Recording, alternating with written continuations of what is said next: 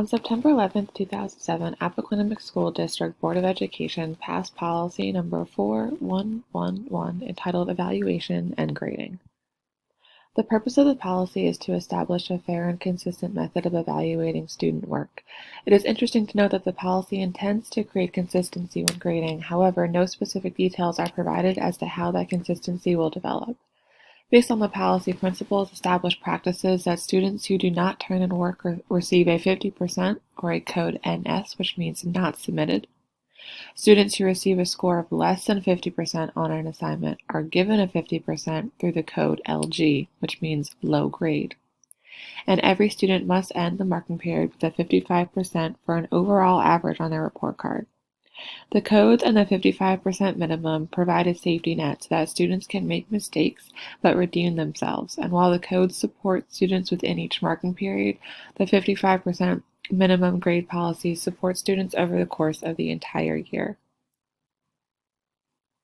The policy was established to create consistency for teachers grading across the district, to protect students who tended to earn low scores, to improve performance for students who fall into critical buckets that determine school funding, to increase the school's overall data and performance to project a stronger profile and enhance the growing reputation of the school district, and to meet the school's yearly goal of decreasing the achievement gap that exists between student groups, regular and special education, Caucasian and African American students, as well as upper middle and lower class. While the opportunity is meaningful to a few students and parents, an unintended consequence of this policy is the loss of student accountability.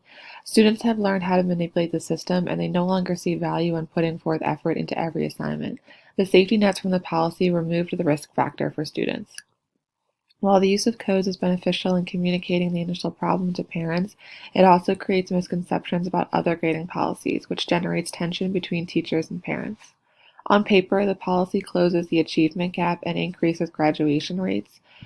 However, students who progress through the 3 grade levels with codes return to middle school to report that they were unprepared for high school.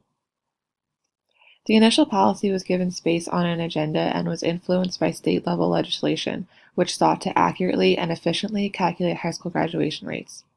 The main policy instrument utilized in the beginning processes was a mandate, which was meant to redefine a behavior to a more specific standard.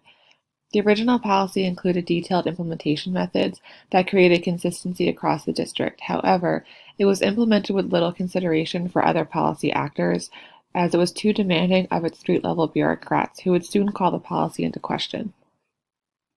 After evaluation, the board decided to develop 2 separate documents. The first document broadly established the district's beliefs, which would be reviewed annually, while the other document would more narrowly support practices and procedures for consistent implementation.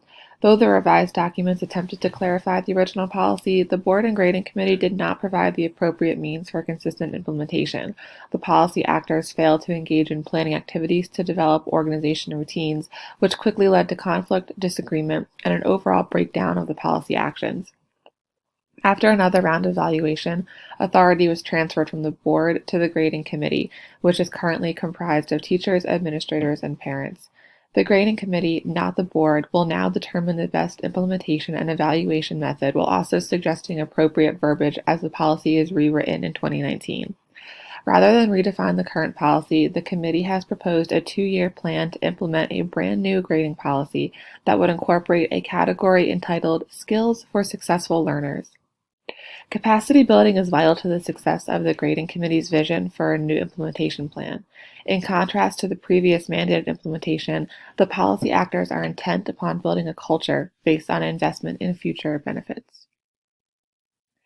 There was speculation that a policy actor used the results of the previous policy to obtain a higher position that furthered his own career. The implementation of the evaluation and grading policy required that experienced teachers shifted their mindset from valuing quality to valuing efficiency. These 2 values conflict when teachers are asked to overlook the quality of a student's performance so as to effectively pass them through the next grade. Staff, students, and parents each understood the policy differently.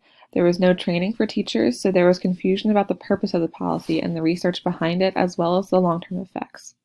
Without proper reinforcement, teachers were able to grade at their discretion, which resulted in a wide variance of results.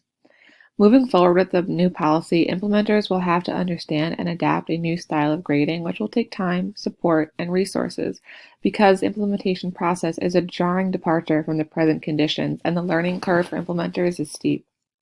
The grading committee must plan a slow and deliberate course of implementation, which will make a compelling case to the implementers that the new policy will address an issue in an effective manner and will infuse its purpose into the current organizational process.